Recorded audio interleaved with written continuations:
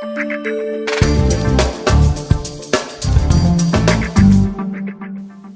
hi and welcome to the first Data Explorers market update for 2011. I'm getting used to saying 2011, albeit slowly.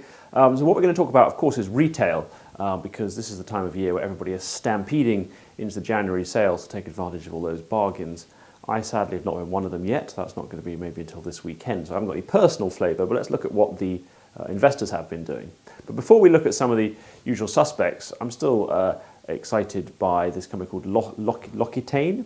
It grew out of Provence, and it's caught my eye over the last few years, going from basically one shop in Provence selling lovely soaps and colognes and scents and bath stuff to suddenly being in every airport, and it is a very good thing to go and pick up on your way somewhere to give somebody. It always goes down well with the hostess or host. And actually it's listed in Hong Kong, and I'm not the only one to think that they are a great company. Suddenly 8% of their shares are held by institutional investors who lend, which is a big increase, and there's low short interest. So if you like that company, you can buy shares in Hong Kong.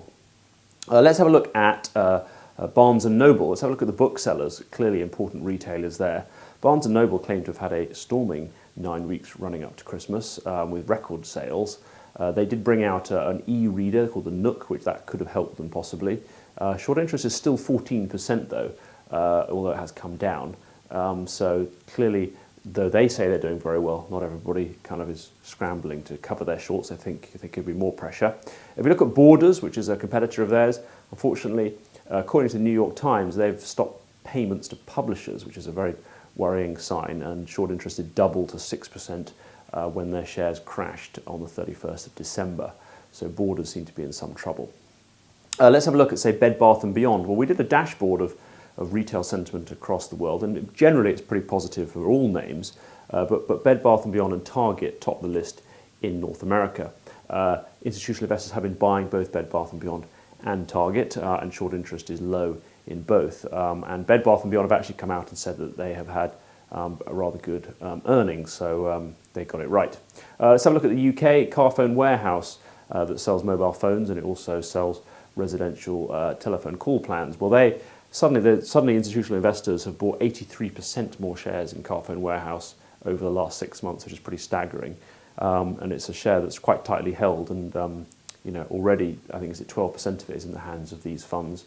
Short interest is very low, so well done Carphone Warehouse. Shares are up 5% today, and they're setting new highs all the time. Let's have a look at companies that are potentially challenged by e-commerce and people buying things online. Dixons, Home Retail Group and Kaiser Electricals. 3 UK companies all have quite high short interest, particularly Home Retail Group with short interest at about 12%. Now they own the sort of catalogue Argos, which is a perennial favourite, but sadly the internet has kind of challenged their business model.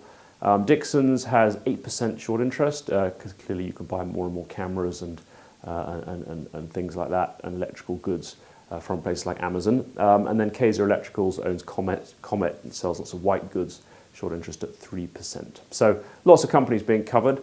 I've covered them badly as I get back into the swing of things in 2011. If you'd like to read the report, it is at dataexplorers.com/news.